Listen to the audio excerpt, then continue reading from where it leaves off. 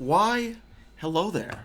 Ladies and gentlemen, boys and girls, children of all ages, my name is Mr. Dogboat333 and welcome back to Hearts of Iron 4, Kalterkrieg, as New England. Now last time we were here together, we started working on some expansions to NATO. Now we're working on some expansions to immigration quotas.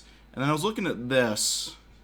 I keep noticing that the Great Lakes government doesn't have cores, and I'm wondering if this is why that is.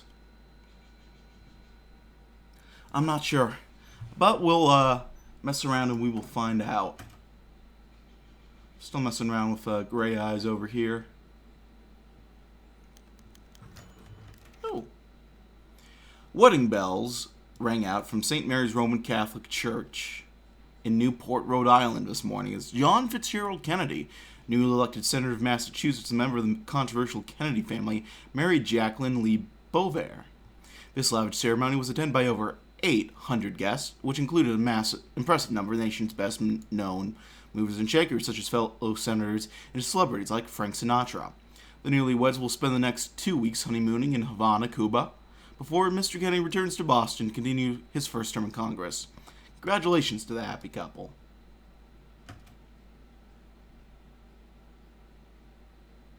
Would you look at that?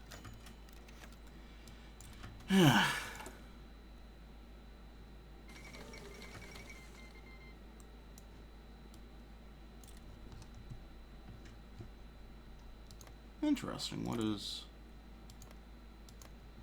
I'm not sure how that's going to go, but... HoI growth report, free milling factory. Oh, here we are with the elections. But we'll get to that in a bit. CBS became the first network to broadcast in color last night as part of its coverage of Game 6 of the World Series. The broadcast itself has been hailed by industry experts as the most significant advancement in television broadcasting since the technology's inception. Meanwhile, detractors were quick to point out what they say is the uselessness of the broadcast due to the high cost still associated with the production of color television sets. This statement was in turn refuted by CBS's Vice President of Broadcasting, who said color TV adoption would only increase as newer, cheaper methods of production were inevitably discovered. For their part, many color TV owners said that the broadcast was almost as good as being in the stands of a Yankee Stadium. Unfortunately for the Dodgers, color broadcasting did not help in their battle against the New York Yankees, who went on to win their 5th World Series title after baseman Billy Martin hit a game-winning RBI single. What's next, 3D? The 1953 general election season has begun. The Republican Party has nominated Governor of upstate New York Thomas Dewey, hoping to reclaim Beacon Hill after 4 years of Averell Harriman. The Republicans have hoped to grab more of the political center by nominating a liberal Republican, whose nomination was pretty much a foregone conclusion after Baldwin's defeat in '49, as he is and was the most powerful Republican governor in New England. Dewey has been de facto leader of a liberal wing of the GOP and has nominated his friend and fellow liberal Republican Nelson Rockefeller as his running mate. The Democrats renominated President Harriman for president and Herbert Lehman as vice president. After a successful 4 years, they hope he can reclaim the legacy of President David Walsh and entrench the Democrats as a natural governing party in New England through continued expansion of the welfare state and growth of New England's booming economy. This seems like a Mountain Dew ad, Boyd's titled. Let's do 4 more years. And where do we want to campaign? We're good here, we're good here. We're falling behind here, but we weren't going to win that anyway. New Hampshire's close. It's these states that I'm most worried about, I think. Mass, Connecticut, and New Hampshire. I think we can flip these 3 states into the Democratic column.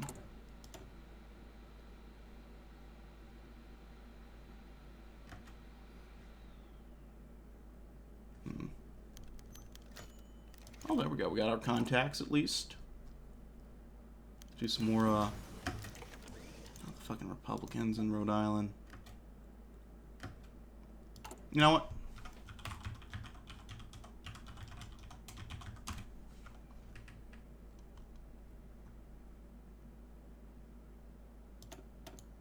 Oh, this only increases libdem support. Actually, that's actually quite good for what we want to do.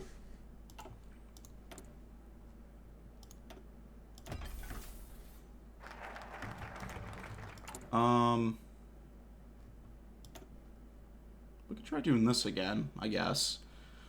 Someone suggested doing focus.no-check, decision.no-checks to try to get it passed.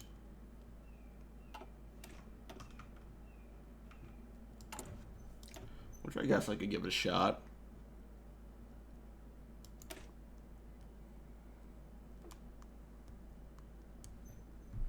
I think I've already read this one before, so you can go back in your memory banks for that.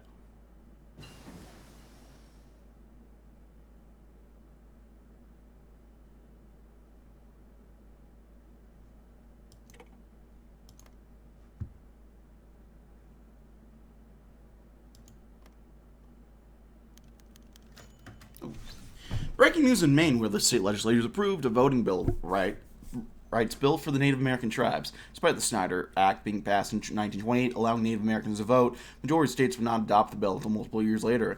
Maine seemed to be the longest holdout in not only New England but across the former U.S. While the Maine Constitution allows tax-paying Native Americans to vote, the majority of those living in reservations do not pay state taxes.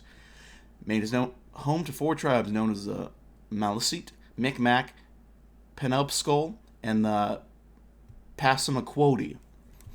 These tribes have been petitioning for state legislature since the passage of the Snyder Act, yet have been ignored for nearly 3 decades. However, after facing national pressure, the legislature finally pushed through the Maine Suffrage for Native Americans Act. This act finally granted all Native Americans full coverage of the 14th Amendment, allowing them to be classified as voting citizens. Why did it take so long? I mean, you'd think Maine would be, better on that, but I guess not. Electronics. Do we have anything? Oh, we got research speed. Because we're struggling so badly on research right now, clearly. Yeah.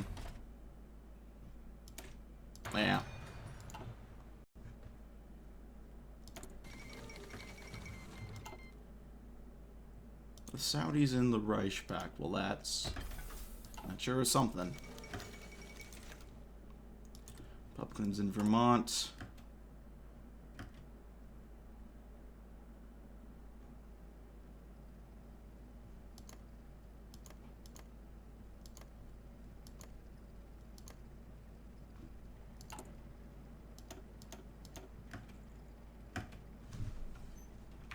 There we go, I'll do that. I'll have a little fun with this.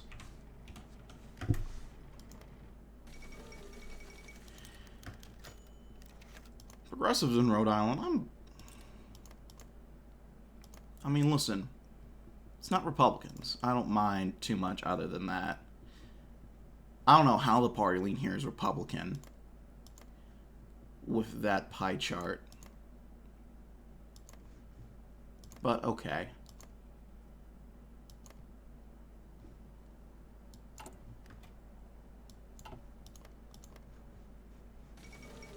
If you say so. Britain leaves the Oxford Treaty. Interesting indeed.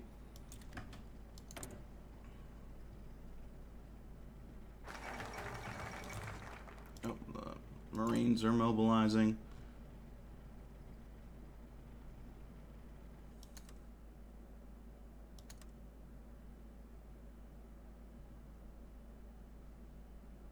Yeah, this I can do, no problem.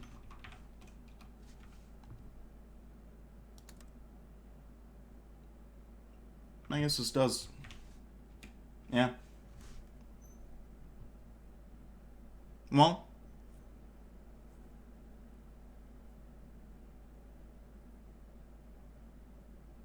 There we go.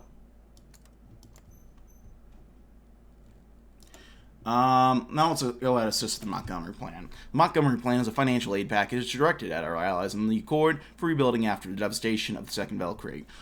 While Canada leads the financial contribution, our government can pitch in to assist our allies.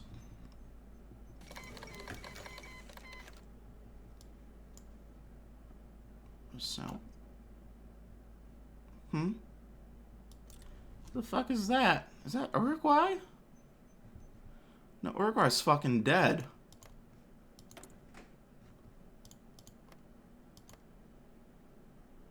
Wait, isn't this the, was this, oh, yeah, this was earned by, okay.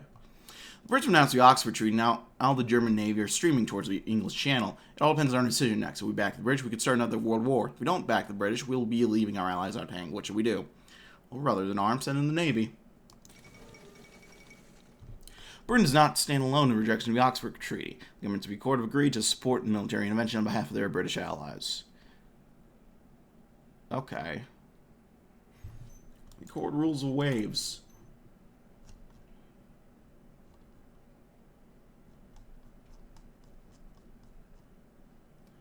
More local contacts. And more contacts in the legislature. Oh, we're doing popularity-wise. We're getting there.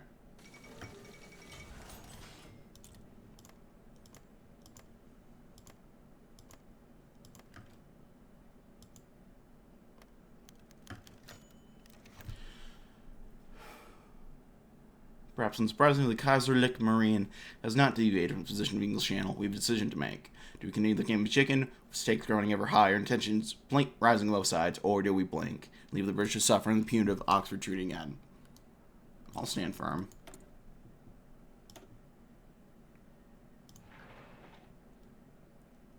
Get some more factories over here. Staying off in the channel. There we go. Look at that. After a moment that will go down in the history books, Britain can let out her breath. The Kaiserliche Marine signaled to the Accord forces in the English Channel that they were departing and began no orderly withdrawal. Despite all we've won, and we're free of that bloody treaty. Vive l'Accord.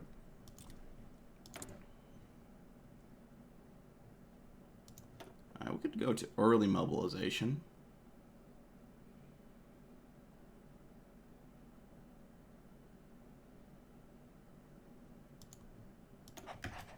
It's not as good as it is usually, but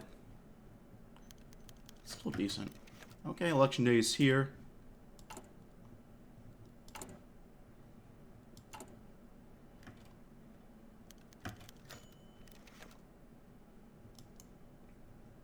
Well, Avril Harriman has declared victory in his re-election from Beacon Hill this evening. After 4 productive years on Mount Vernon Street, Harriman is ready to continue working for New Englanders. Governor Thomas Dewey ultimately gave Harriman a tough campaign, but many predicted Harriman's victory, with some outlets declaring victory for the president before the polls closed in some areas. Harriman's plans for a second term include expansion of the government services and continued reforms of New England's military. Though its tallied electoral college results are Dew 53, Harriman with 82. Hail to the chief. Look at that. Where would he have won? No, the Lib Dems are ahead there. Lib Dems, Republican. Liberal Democrats now, New Hampshire, too. So I'm guessing in Maine, Connecticut, upstate. And Rhode Island. Rhode Island flip, would you look at that?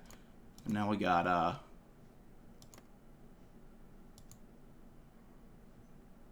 Pennsylvania flipped over.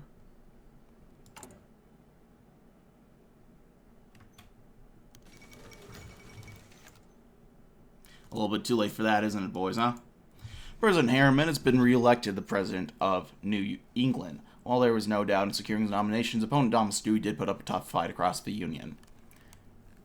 Harriman is ready to expand on his first term's agenda and expand the legacy of a second square deal.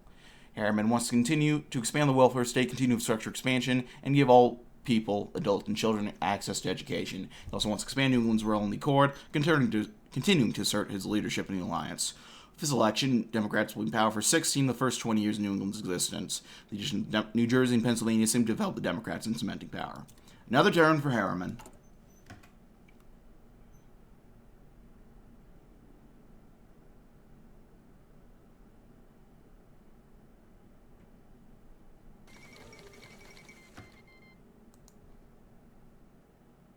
Okay.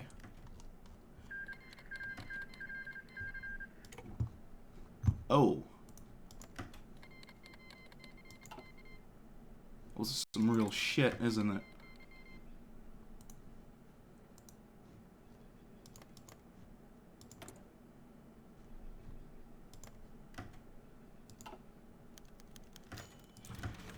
Of course, the little contacts fail. Quarterly growth report. Yep.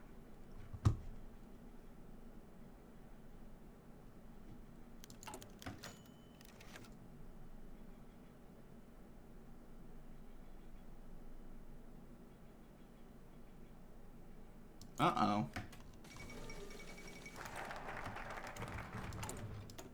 Looks like our boy in Brazil is not very cool. Alright, what do we want to do here? We could do tax and spend. We could do some of these over here.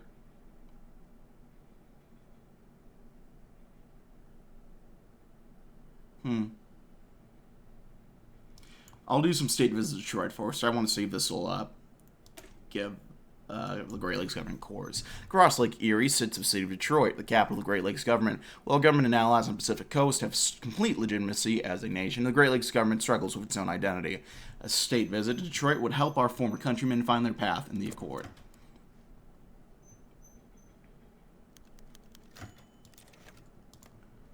Once again.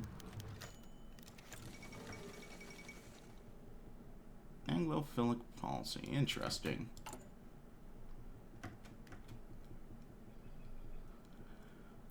It would seem our best bet, scratch the level of contacts, just work us on allies in the legislature.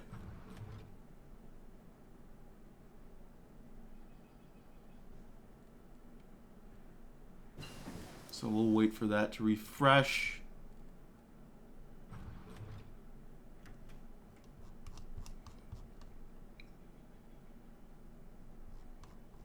So where can we assist?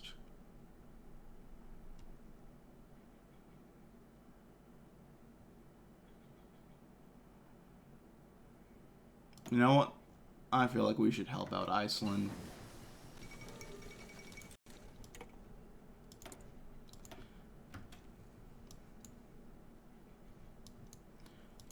We can just get working on some of these.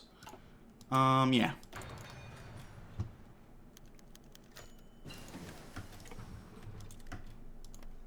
think after that election upset, they wouldn't be gaining as much, but I guess not. Well,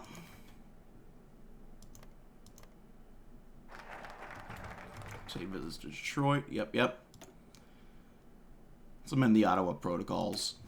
After the end of the Second American Civil War, New England and the Pacific States demanded Ottawa to formally recognize each other and pursue cooperation against the AUS. We should amend the Ottawa Protocols to include the Great Lakes government in this agreement so as to further hurt the legitimacy of the American Union State.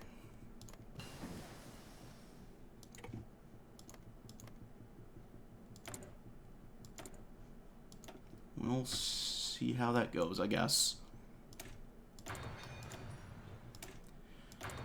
Yeah.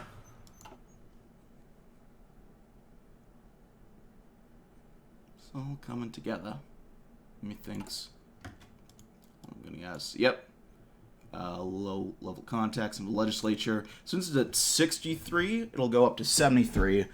And we're just under what we need. To get probably up to 83. Then we can talk to the guard, head, then the governor.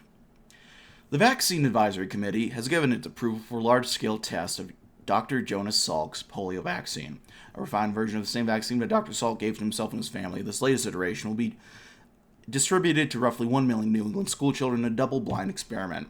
The children selected for tests will be observed for signs of polio infection over the next years by Dr. Salk and his associates in coordination with government health officials.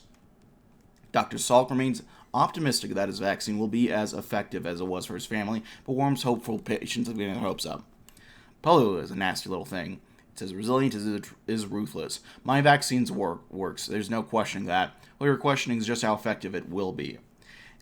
May work for all the children. It may only work for 10% of them. We simply do not know. All I can say is that my team and I have done everything we can to give this vaccine the best chance at success possible. It's in God's hands now. Polio must become a thing of the past. Now, what else is a thing of the past? This recording session. I got anything here, but thanks always for watching. Like, if you like, dislike, if you didn't, leave any comments, feedback down in the comments section below. So even going in Vietnam. Complete stagnation. Wherever you heard this one before. Anyway, thanks for watching. Like, dislike, if you didn't, leave any comments, feedback down in the comments section below. I read all comments again. I appreciate any feedback that have for me. Check in my various links down in the description box below. Leave any comments, feedback down in the comment section below as well. And yeah, that's going to be it for now, friends. Thanks always for watching. My name has been Mr. Doggo333, and I will see you all next time. Bye-bye.